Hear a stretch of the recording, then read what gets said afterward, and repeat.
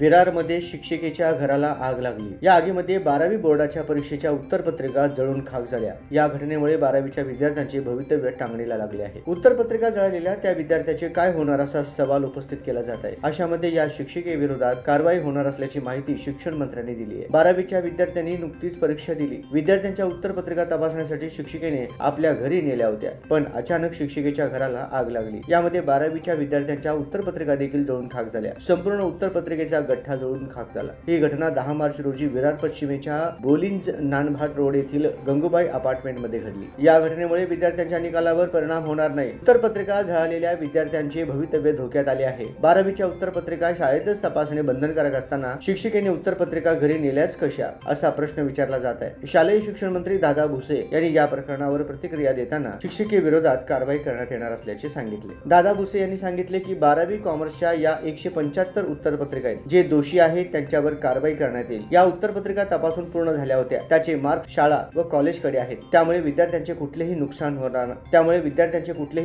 होणार नाही। उत्तरपत्रिका घरी नेणे आणि ज्यांनी त्या घरी घेऊन जाऊ दिल्या, ज्यांच्या घरी जळाल्या त्यांच्यावर कारवाई होईल। या प्रकरणाची चौकशी होईल।